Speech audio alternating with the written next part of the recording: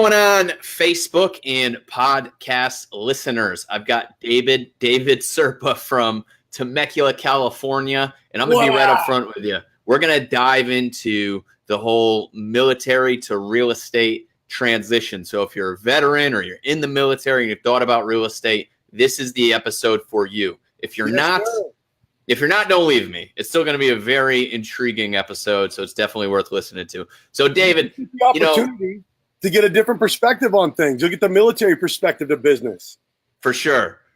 So look, this is on Real Estate Live, powered by Lab Coat Agents, but it's also on the Tim Macy Show. A lot of people over at LCA know who you are, but a lot of people in my sphere don't know who you are. For those who don't know who David Serpa is, what's your 30-second origin story? I'll give you more than 30 seconds, but what's your quick elevator pitch? I'm a combat veteran. I was in the Screen Actors Guild before I joined the Marine Corps, got out, jumped into real estate, made more in my second month than I did the year prior getting shot at, opened up 7 escrows, and I helped 9 members of my team make over $100,000. That's 90% of the members that have been with me for over 18 months. I'm really good at making people money. And I recently dissolved the team and went to EXP, making the first selfish business move of my career, to focus on, really joining the new rich and focusing on compartmentalizing my work so that I can enjoy my day and do the things that I love doing. So you left the team. So you started a successful team, starting something new here. Now you're in the Marines for how long? I was in the Marines for 4 years. I was with 1st Battalion, 1st Marines as a machine gunner. Okay, where'd you go? Machine Gunner's Guide to Real Estate. Nice. I think it's worth a read. Yeah. And where'd you go when you're in the Marines? I went to Afghanistan, to the Helmand River Province, Shaban District, and spent a couple months down there. Okay. Well, what I want to dive into is because I was in the Air Force. I'm in this military community of San Antonio, Texas, and there's a lot of people getting out of the military, and they're always intrigued about going into real estate. So. Yeah. Let's go through some pros and cons, right? What are the pros coming out of the military doing real estate? But what are the things people should worry about too and keep an eye on? Well, the big pro. So let's start off with a couple of the cons. Unfortunately, sometimes the people that struggle with real estate are the people that spent 20 years, a lot of time in the military, or were retiring from the military because they had an opportunity the last 8 years, the last 4 years. Maybe they found a place to hide and whatnot, and so they're getting paid no matter what. But I see a lot of guys that are getting out after 10 years, after 12 years, after 8 years, and they're absolutely crushing it because they have a family that they need to feed. They have a compelling reason. So that's one of the big problems that I'm seeing. What I'm seeing is a lot more good. Veterans have the dedication to their work. They naturally get up early. They get after it. They locate, close with, and destroy. And they have a no excuses mindset when it comes to work. And not only that, the reason why I love hiring veterans is the sense of loyalty and commitment to team and to squad above all else. All right. So I think I'm glad you brought that up because I know sometimes people get into real estate and they feel like they're on a little bit of an island, right? Because, if you are a solo agent, you're just doing your own business, you lose some of that. So what would be advice as far as like choosing what direction to go when I'm a veteran and I'm getting out? I go use the GI Bill deal to pay for some real estate school, and I get my real estate license. Like, what should I do? Should I get in a team? Should I take it on my own? What do you think? It really depends on the personality type, brother. Like, honest to God, you got those guys out there who are like, they're hardcore dudes. They just want to be out in front. They're never going to be happy being in somebody else's ship. They want to be the captain of their own ship. If that's your personality type, do solo for a little while until you can get your feet wet. But the thing is the common misconceptions about team is that you will not make money on a team. In fact, you can make a lot of money in a team by honoring your design within your squad. And that's one of the things that you have in the squad in the Marine Corps. As a machine gunner, I did my job as a machine gunner. I didn't get on the radios. I wasn't leading the squad. Different people in different parts make the whole squad succeed more. I love it. So what do you think are some things that you've seen? I think, of the 9 people that you helped hit $100,000 in their first year, I'm assuming some of those are veterans. what do you see in that veteran community that is an asset that they can take into real estate? Because I'm big on focusing on your strengths, right? So what are the strengths of a veteran that they should be using in real estate? So I've got the fastest guy to homes team history to make over $100,000 as an Air Force veteran, Zach Bach, and it's a willingness to work, a willingness to have the awkward conversations, a willingness to get in the trenches and actually grind. So many people that are they went to school with us and they graduated, they went off and they were served for 4 more years. They were served in education. Everyone around them continued to serve them. The veterans went out. We didn't go out and do keg stands for 4 years. We went out, we served our country, we got after it. And so when you get out, you still have that same mentality of service. And so that's the big thing that I'm seeing in veterans is because they're so good at being of service, they're excellent in the service fields. And then you put them in a position to where they're in control of their own destiny. And quite honest to God, brother, honest to God, it's like printing money. You get the right person in there. If they're willing to get on the phones and they're good at that, that's where they're going to make the money. If they're good at working open houses, that's where they're make their money. But you have to do money-making activities. Stop going to school. Stop going to school. All right, I like it. Like it. Yeah, no, for real. Well, veterans in general, I think the veteran community is an interesting topic right now, just because. The problems we have in the veteran community, the opportunities we have in the veteran community, there's a lot of different stuff going on. And, what do you think in general? I'm talking non-real estate, zooming way out here. Yeah. What do we need to do more for the veteran community? I love it. So as veterans or people in general? Just in general. I mean, because look, once we're veterans, we're in society. You know what I mean? We're citizens now. So I would say, just the whole thing. Stop looking at this group of people like they're a group of people that need to be pitied. Stop looking at this group of people like they're a group of people that are broken.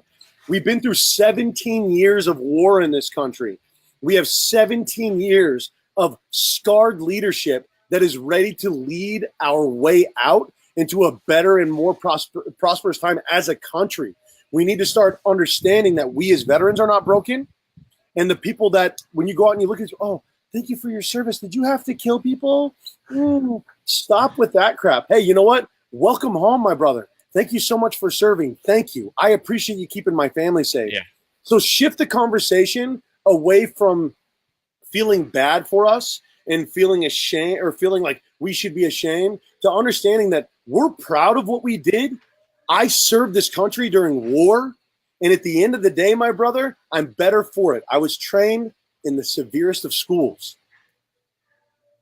In one thing, I don't know, this may be a little controversial, but one thing that I don't like is that I use the VA, right? I use the VA medical services and whatnot, and sure. These guys leave the military, right? And we give them all these services.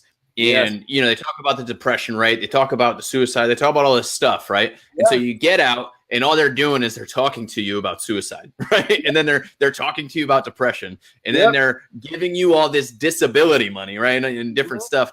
And nobody's giving you a mission. And I think we see a lot of the issues with veterans, it's that instead of focusing on what can I provide as a service to veterans, it's like, where can I put this person to give them their next mission? Because that's what we crave when we get out, right? We get up every morning as a military member. We know what we need to do. We know what our mission is. We know what we're supposed to do. We know when we need to wake up. We know where we need to go. And then we get out and it's like. My brother, Frederick Nietzsche says, a man that has a why can get by with almost any how. And when we're in the Marine Corps, so I read this book called Man's Search for Meaning it was written by a Holocaust survivor. Yeah. And he said that, like in the Holocaust, so the Marines, the why is very simple. Get through the day, the safety to the man in the left and the right of you, and getting your next smoke, right? It's plain and simple. You think when I get out and I have all this freedom, I will be happy. But no one prepared you for the unhappiness or the possibility of unhappiness that came with freedom. Now, what you need to do is stop getting out there and think, how can I serve this person? How can I do that? Just worry about you, my brother.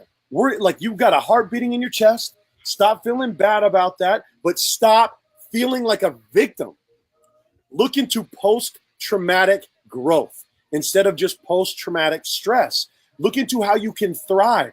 I would make an argument that I am a better man now because I served in combat. I am a better father. I'm a better son. I'm a better friend. And I'm a better leader and business owner and member of my community because of the fact that I know what combat looks like. You know what I mean? Yeah, no. And I just know that, like, whenever this conversation happens and it's like we need to take care of our veterans, the politicians are trying to, like, write the next check to the next organization in the name of helping veterans. When like veterans don't need any more, like, we don't need you to give us more money, right? Like, as veterans, we have to change the conversation. Yes. Every time that I get around a group of veterans and there's 2 or more of us around, inevitably it gets to somebody talking about their disability claim and how they can get more and get a sleep test, bro. And then you could get a sleep apnea. And you know how much the government pays for that? I am so sick to death of this type of, I just called out. I said, yeah, I'm not interested. I didn't join the Marine Corps to be served. I joined and at the end of the day, you know, like, we all talk about these things, and I got this brace on. My foot's never going to be the same for the rest of my life. But do you know what? I'm not claiming my back, and I'm not claiming PTSD, and I'm not claiming all these different things, because at the end of the day, I served, and I'm better. But and even more than that, right? Because I've got mixed feelings about that stuff, right? It's like, look, if there's money out there for you, go get it. Like, I don't want to tell you not to. I personally can't stand to not even just go for it, but to sit through the bureaucracy, right? Like, I can't do all of that. My point is that, you know, I go talk to a guy that's got 100%, right? And I'm like, hey, what do you want to do? Like, do you want to work? What do you want to do? And he's like, I really can't do anything because, you know, like they've sucked the why out of him by giving him stuff. So I went to a post-traumatic growth seminar. And there was this it got brought up. Somebody said, well, hey, look, if I didn't have the PTSD, I don't know how I'd be paying for the bills right now. And it's like, you know what?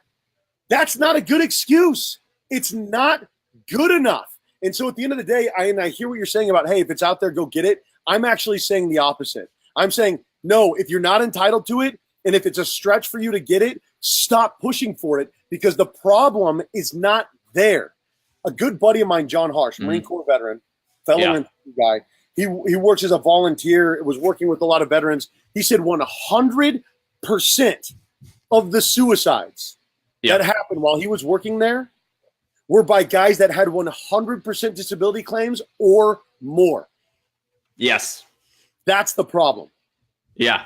That's what I'm saying. I'm saying I'm not knocking the guys, right? Because I don't want to, like, make it seem like we're knocking people that get disability. Because I get it. It is what it is. But what you're saying, what's that? If you got hurt, you should be getting paid. The government should be taking care of you. We have to stop looking at it like it's a permanent solution for us for the rest of our lives, though. Yeah, no, exactly. And my problem, though, is that, like, instead of our veterans get out and we're telling our veterans, hey, look, you know, this is what you can do, go grow. We're saying, no, go get more benefits. Yeah. You know what I mean? And then, in the out processing, it happens. When you get out of the military, you've got 4 days where they're just like, this is how to get your benefits. This is how to get your entitlements. These are the things that you need to take advantage of. And you know what we should be doing? We should be taking one of those days and teaching these people about how to adjust into civilian society, and another day about teaching them about how to be an entrepreneur, how to start a business, how to get involved. I mean, there's so many different things that we could be teaching them you are a David, can you imagine how bad the VA would mess up trying to teach people about mindset or something? They'd be like, we're going to get you fired up about mindset. Here's this PowerPoint. The VA is mentally ill, right? The VA is clinically insane. And this is something I will tell you the truth. I'm an open book. I checked myself into a VA center 5 years after my time in the war. 5 years after. I got to a point where I was like, you know what? I got to go somewhere. And it was a disgusting experience because I didn't have a single person look me in the eye and say, hey, David Serpa, how you doing this morning? Every single person that talked to me said, how's the meds? And so we're not treating the person. We're throwing medicine at the problem, and we're not going to find any solutions that way. And so if you do what you've always done, and you will get what you've always gotten. That's the definition of insanity. 22 veterans a day are killing themselves, or whatever the number is. Whatever it is, yeah. It's so broken. It's crazy how broken it is. And we just keep giving it more money. That's the thing. Some politician says, "Oh, I'm fighting for more money for the VA." Like, the VA doesn't need more money. Let me throw this out there. There's a great program out there, and they say would they pack 52 weeks of therapy into 1 week?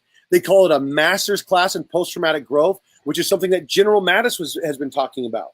Mm-hmm. The idea that you can be a better man or woman after combat or after trauma. Okay, so look into Boulder Crest, Colorado.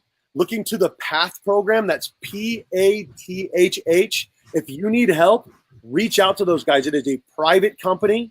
It is run on private donations. There's a place in Arizona and Virginia. We have to get past the point of thinking that we're broken, and we have to remember that, hey, we're not broken. It's just something that happened.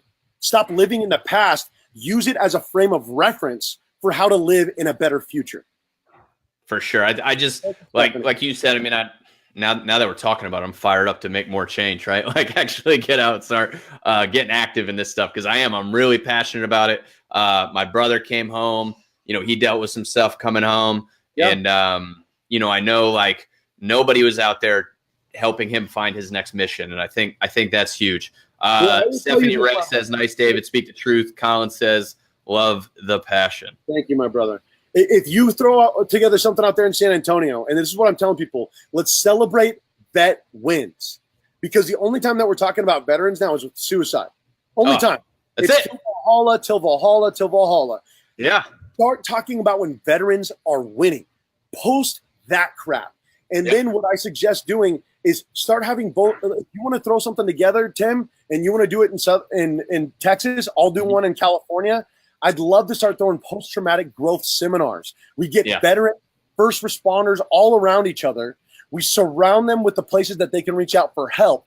And then we show them stories of veterans that are winning now, first responders that are winning now, that are thriving and going past the trauma, past the anxiety, and getting to a better man and a better woman on the other side of these things. So that's how we get involved. We just be the example, show people the light, my brother. I love it. All right. Well, look, let's turn. Let's do it. Turn back to real estate. Let's do it. Okay. So you brought 9 agents on, you helped them get their business going. You got them to where they need to be. Single most important trait in a person that became a successful agent? Truth. That's being the trait. Honest. Honesty. So I have one of my favorite interviews ever. It was a group interview, and there was probably 12 people in there, and I only ended up hiring 2 of them. But I asked people, I said, how competitive are you on a scale of 1 to 10? And everyone's like, 9, 10, 12, 17. And one agent says, 6? And I was just like, okay, she's honest. I can work with honesty. I can't do lying. If you can be honest with yourself, then I can help you, because you'll be honest with me. If I say, did you make the calls? Everything is 3 breakdowns. You either failed to get the information at the open house, you failed to get the client out the door for an appointment, or you failed to convert the deal at the appointment. Those are the only 3 breakdowns of the deal. And if I can't find out where they're being honest or find out what's going on, I can't find out where their business is broken. I love it. Good stuff. So of the 9 that have come in and been successful, I mean, I don't know, maybe there's more by now, but of the 9, like what's the most successful tactic that you think, got them there and that you think more agents should be doing? Persistence and open houses. Open houses, that's the tactic. I need an actionable tactic. Open houses. And I'm telling you right now, everyone's like, oh, but it's a seller's market. I want more listings. Shut up about it. There are buyers in spades. Represent buyers properly. Tell them that you could show them listings that are not currently being held open. They will bring you the listings. Hold those open houses. Get really good at people say, oh, I'll have 16 people through at an open house, every single open house. And I say, well, how many deals are you closing a month? None. Yeah. Well, that's your problem. Convert those buyers. Stop hitting the phones and grinding for listings. show up, represent buyers properly. Yeah. I mean, look, there's more sellers than buyers, right? And so you can go after the sellers, or you can go after the market where there's more people, right? Well, in my market, there's a lot more buyers than there are sellers because that's what I mean. Did I say the opposite? I mean, there's a lot more buyers than sellers. Yeah, that's what I meant. I've been hitting the head a lot since I was a kid. So that's all right, brother. So open houses. What are your guys doing to, one, drive more traffic to open houses, and two, make sure they convert those buyers? A couple of quick things. The mega open house is a lie. So we focus on conversion versus focusing on getting a whole bunch of traffic there. We hang flyers Wednesday, Thursday, or Friday, before the open house, about 200. And that way, even if your signs get stolen, even if all these different things happen, you still have the neighbors coming in. And then we focus on the conversion. Most people are not asking the right questions at the open house. They're asking all the wrong questions, and they're freaking people out. If you start people right away with, asking, do you need to sell your house if you need to buy? Stop asking them about the house that they need to sell until you got their information. Yeah. And then think about it like this. Instead of saying, do you guys do you guys have a house that you need to sell in order to buy? That's a bad question to ask because it is a negative answer. Somebody says, oh, no, actually, I'm currently renting, and here's the sob story. Instead, are you guys currently renting? Because either way, it's an affirming answer. If they say yes, that feels good, and they didn't have to give you a sob story. If they say, no, I actually own my house, now you know that they have a house that they need to sell. That's brilliant.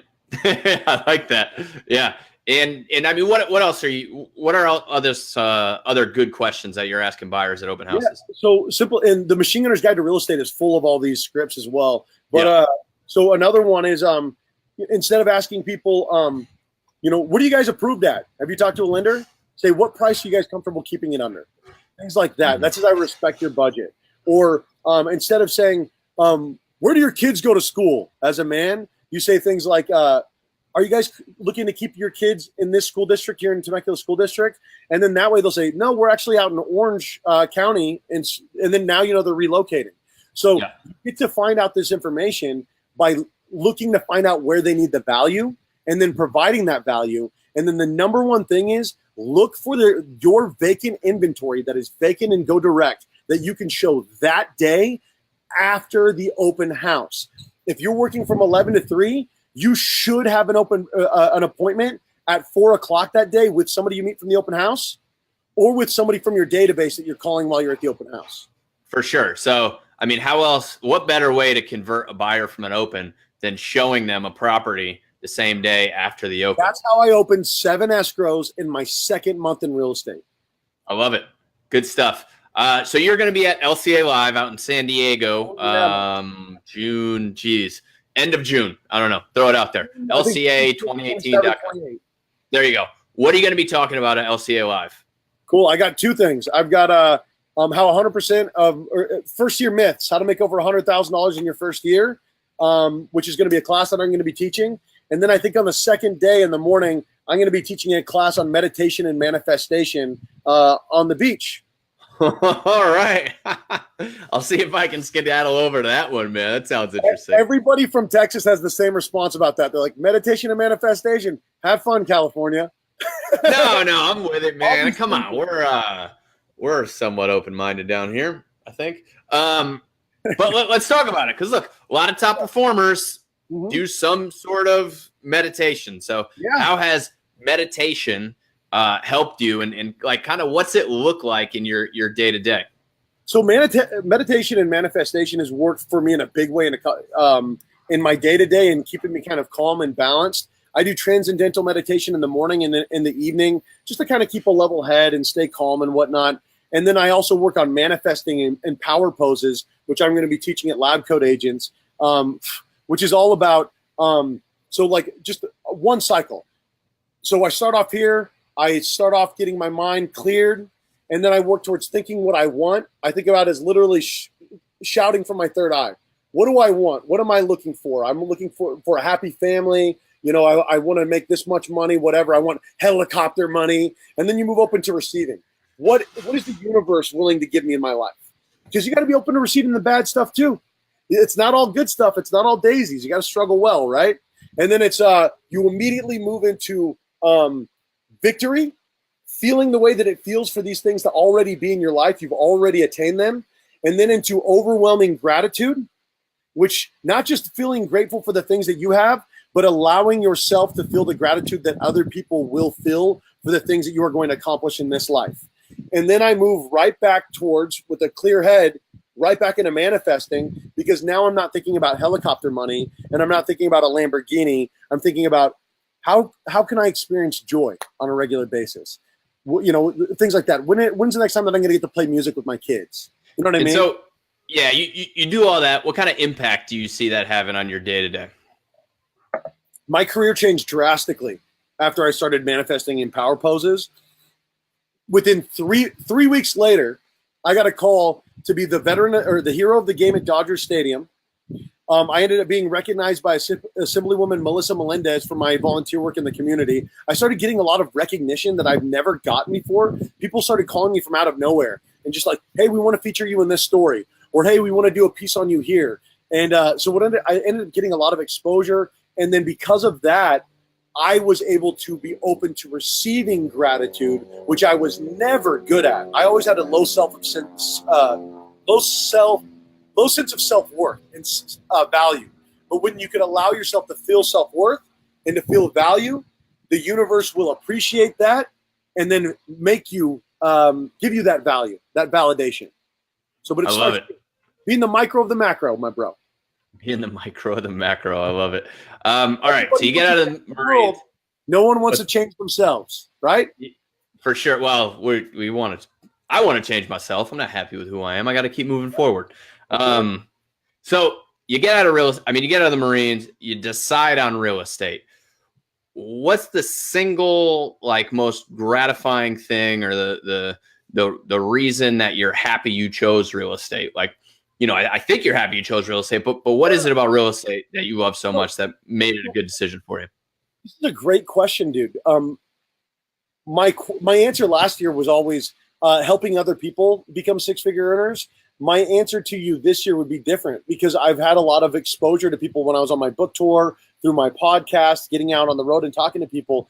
The number one most gratifying thing about this is that when people walk up to me that I've never talked to, that I've only talked to once, or that have read my book or have listened to my podcast, are like, hey, you know what? You changed my life. Or you know what? Because of you, I'm a six-figure earner. And I know that you get a lot of hate and I know that you get a lot of this, but I just want to say thank you so much for everything that you did for me and my family. And that right there is worth all of the garbage that comes along with being an entrepreneur. Yeah, it's pretty crazy the impact we have, or possibly have with in people's lives when we're in this industry. Now, With that being said, what industry is there that you kind of wish you went towards? Was there anything out there man, I kind of wish I took a shot at that? You know what? I'm doing it right now. So I look at so I read a book recently called The 4-Hour Workweek, which really influenced my decision to come and join EXP. But I started thinking, because I ask people all the time, if you could do anything, what would you do? If you could do anything and not fail, what would you do? And I never completely pursued my career in music. So I am releasing an EP. We're going to have our first single coming out here in about 3 weeks. I was actually in the studio the last couple of days out in LA making music. And the band is Prometheus and Mama Fancy with the Boot Band. And so we've got we talk about a lot of veterans issues. We were social activists that play dance and workout music. Dude, you can't beat it, man. You can't do that if you're working at, such and such car insurance or something. Right. And the thing that I'm going to be saying on this EP, man, I would get fired if I was working at another place. I'm going to be able to say whatever I want to say because I work remotely. I work from home. I don't have to go into an office and look people in the eye. I'm going to pursue my career in music. I'm going to be an influencer and a serial entrepreneur like I have been. Anything that I want to pursue, dude, I do it. I know for me, I'm pursuing agility, right? Yeah. I can't tell you, I know I have very clear financial goals, 20K a month by 2020, cash flow, debt-free, diversify. Those are very clear. And the thing that's not clear is why, but the why is agility, because I don't want to live a life where I can't take advantage of opportunities as they come up. So if somebody calls me up and says, hey, we need to build water wells in Africa. I want to be able to just drop what I'm doing and be able to go build water wells in Africa. You know what I mean? Like I want that agility to be able to take advantage of opportunities.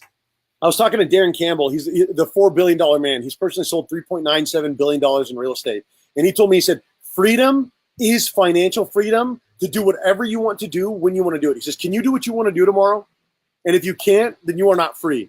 And I look at it, but I think that a lot of us are putting off our joy in our day-to-day because we have these big goals like $20,000 in a month, and we're putting off the balance and the joy of our day-to-day base because we're being so pushed by our goals that we're not enjoying our present. So I hope that you're finding some time to compartmentalize, my brother. Yeah, man, we're working on it. We're working on it. What's that? Have you read 4-Hour Workweek by Tim Ferriss? The 4-Hour Workweek to me had a little bit of the same, not the same, but like it's kind of like Rich Dad Poor Dad. Like you read the first half of it and you kind of got the message. And so I think I've read like most of it, but Tim Ferriss writes these damn giant books. It's like, Tim, can you give me a shorter book? My attention span's not that long. As an inventor, that's the number one book for my personality type. Yeah. So it was recommended to me for a year and a half, 2 years. I was like, oh, whatever. That's so dumb. Blah, blah, blah. And then I ended up reading it. And I was like, oh my gosh, I'm putting off enjoyment. Yeah. And it's like, what are you pursuing? Like, honestly, like I told you my goal, 20K a month by 2020. Like, I don't really have income goals. Like, I don't have a goal to make $500,000 this year or make $100,000 this year. Like, the decisions I make are moving towards building cash flow. And I think so many of us are caught up on making more money so we can buy more stuff, so we can have more things bog us down and less freedom. And then it makes financial freedom even harder to get. They don't print more time. And do you have kids, Tim? I do. I got a 3-year-old. You have a 3-year-old. Okay, so 3, 5, 9, and 11 as of today. And the thing is they don't print more time. You can't put this stuff off. And so, like, at the end of the day, you've got a 3-year-old. He's young now. Having a 2-year goal now is a good thing because by the time that he's 5 years old, you're going to want to be coaching his soccer games. Yeah. Coach his soccer teams. You're going to want to be involved. So grind like crazy for the next 2, my brother. Set yourself up through EXP and all this good stuff so that in 2 years, all of the work that you did is going to work for you for the next 20. So what do you think about, like, the metrics? And people who listen to my show are going to be like, oh, here he goes again.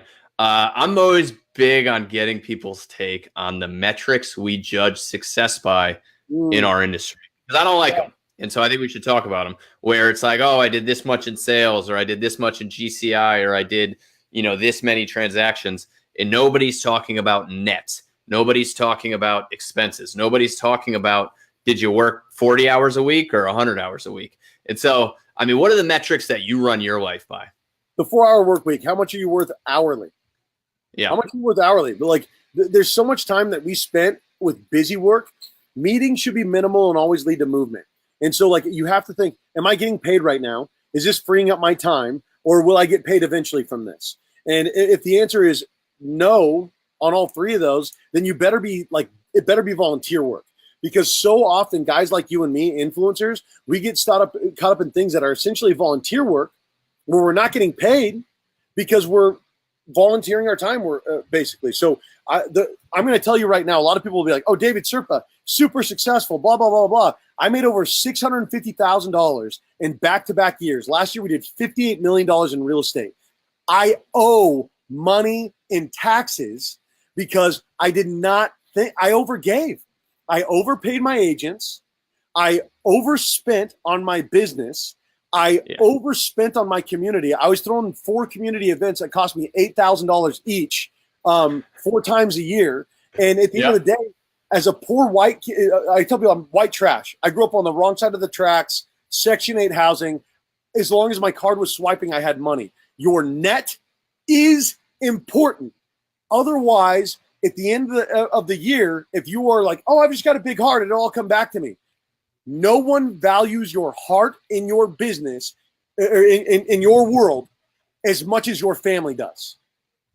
So if you're giving your heart away to everybody and it's coming with you cutting $6,500 checks to people on your team that leave your team 3 weeks later and never pay you back, if you're paying your team 60% and you're not asking them to spend anything, but you're spending $26,000 a month, and then they're coming back to you and saying that they're worth more money, even though they never made a dime in real estate before you, but now they're making over $170,000 in back-to-back years. That's why a net is so important. That's why when a guy like Tim Macy looks you in the eye and says, yes, but what is your take home? Yeah, that's the end game, right? Because, I mean, there's plenty of people doing my buddy Hank there, Coach Hank's got a great program, 36 to Life, where he's just focusing on his agents doing 36 deals a year and increasing their average sales price by 20% every year, and then keeping your expenses low. At the end of the day, we overthink all this crap, though. We overthink all of this crap. You can make so much money in real estate if you just commit to working 20 hours a week. 20 hours a week.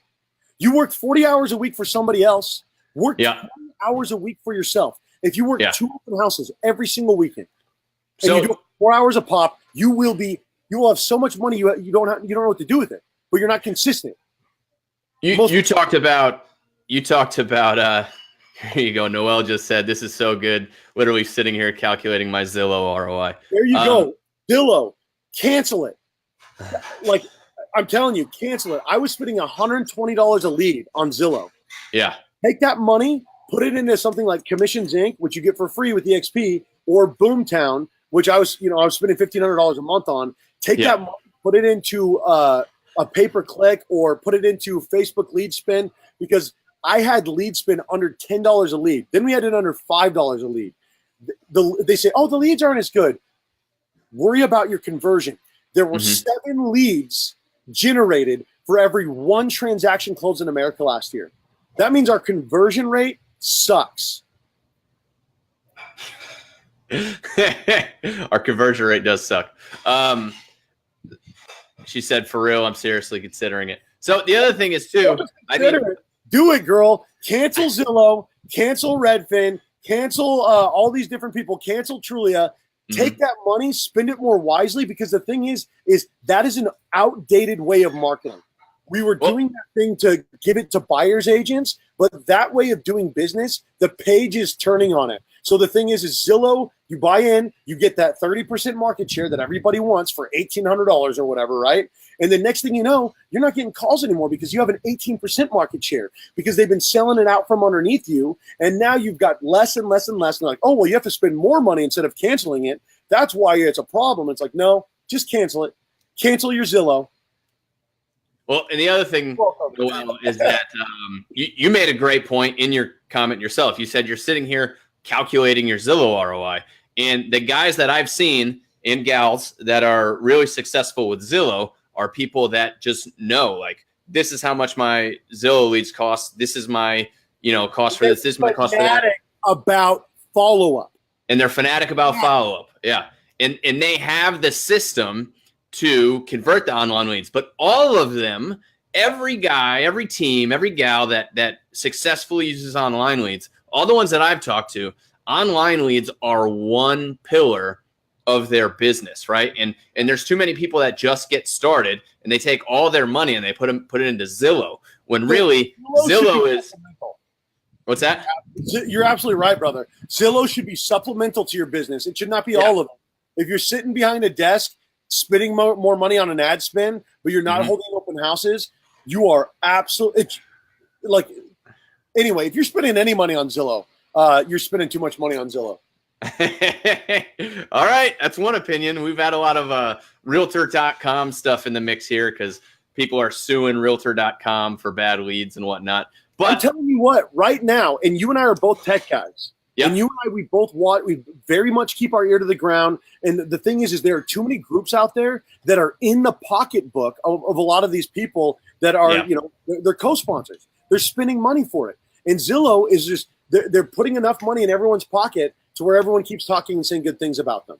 And the thing is, too, it's like zig when people zag. Everybody's all in on online leads and everything. And I love what you're talking about open houses, because, like, when somebody walks into that open house, they're mine, right? I have a platform to try to convert them. When somebody fills out a thing on Zillow, this is probably the 5th time they've done it. They're an online lead. They've probably put out 8 different inquiries. Right, dude. And you're battling. So, no, I'm with you. Go back to old school when everybody's going new school. Like $120 a lead.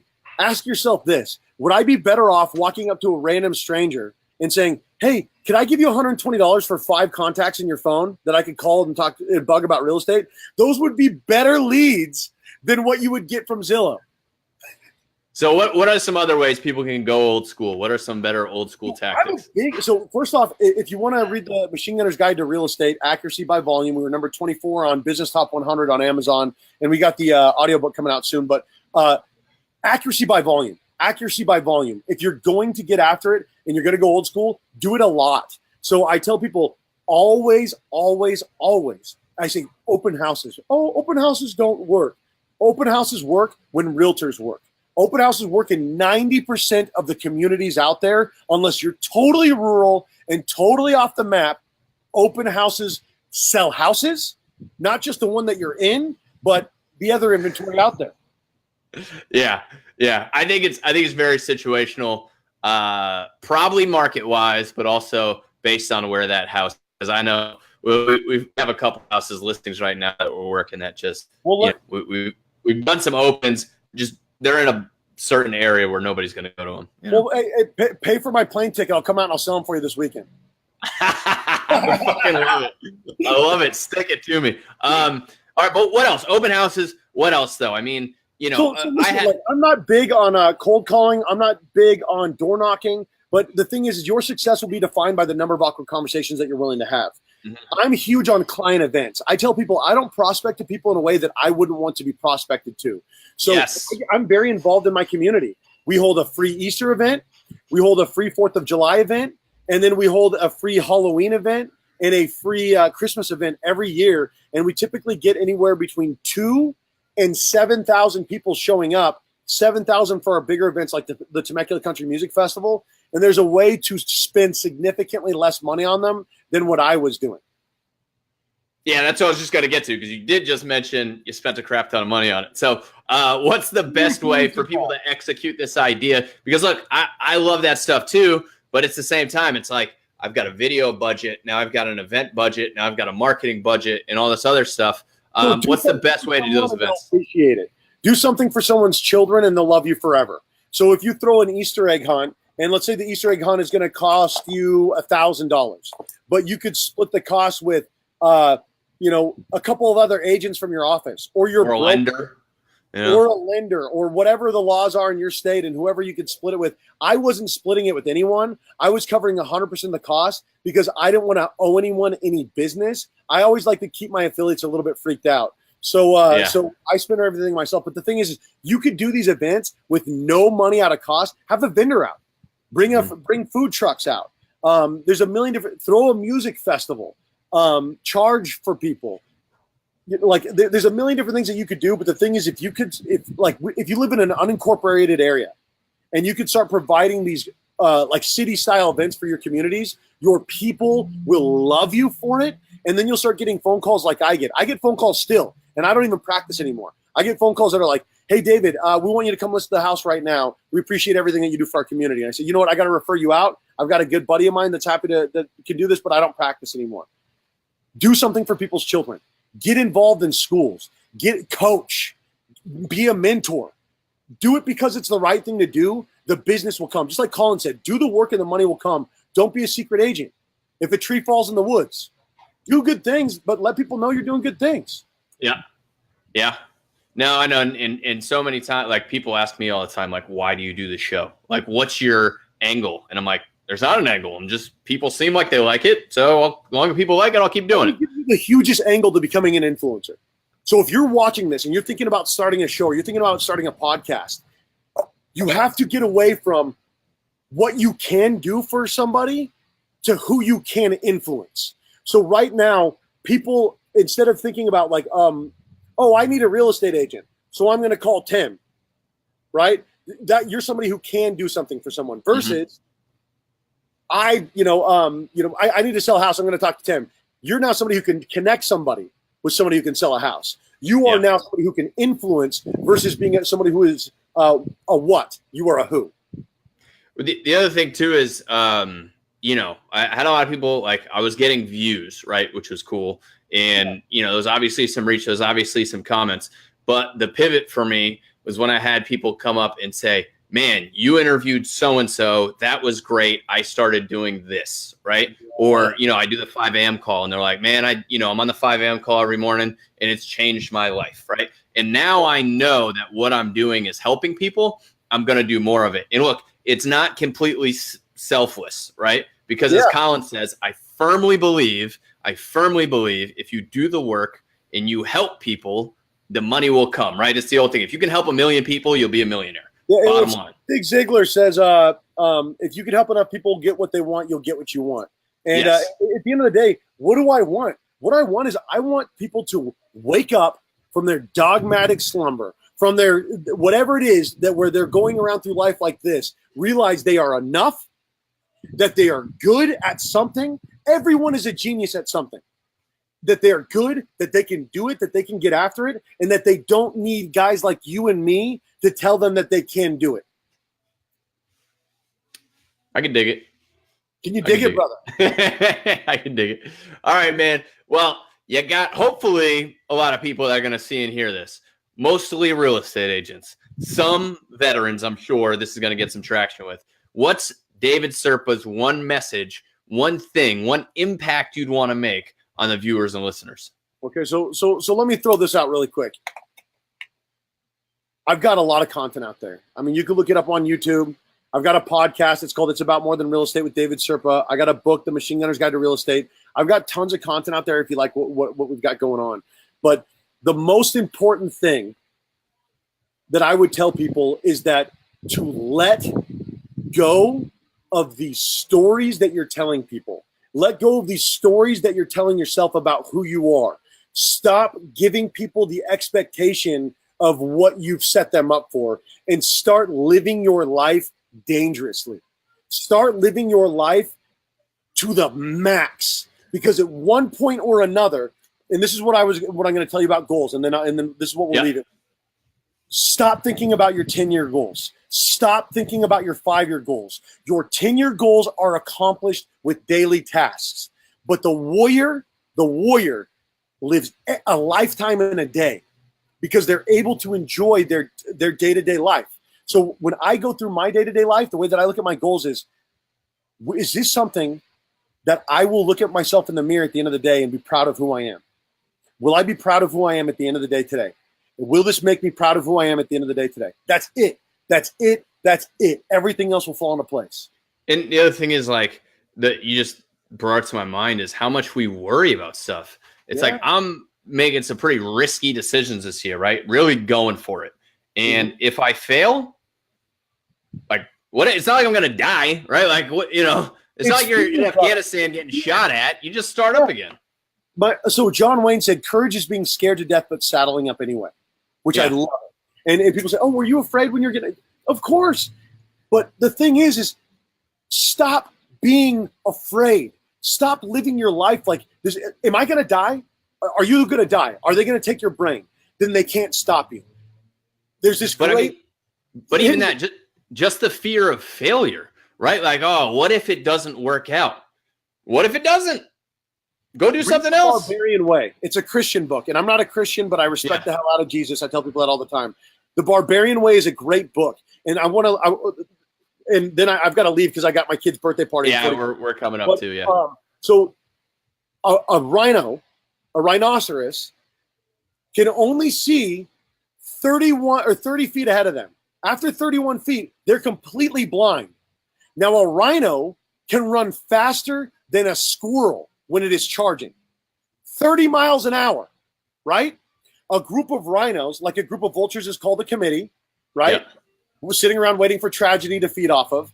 A group of rhinos, whether they're sleeping in mud with their family or getting after it, they're called a crash because of their potential, right? Because if a group of rhinos is running towards you at 30 miles an hour and they're completely blind at 31 feet, it doesn't matter what you want. You better get the hell out of the way because we're coming. And that's how you look at fear. It doesn't matter what the obstacle is at 31 feet. You're a big 2,000-pound beast with a horn at the front of your face, start running like they got to get the hell out of your way. I love it. Good stuff. Well, hey, man, where can people find you?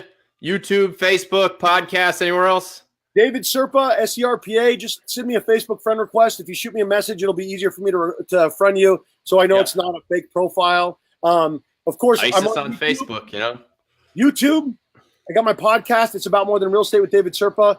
The book, The Machine Gunner's Guide to Real Estate Accuracy by Volume, 587 pages of content. First year, second year, third year, and fourth year and beyond.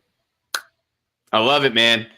I'm excited to see you in June, brother. Thanks for coming on. With you guys at Real Estate Live. That's it, man. We'll be there. See you soon, brother. Appreciate you. All right, have a good one. Thanks, guys.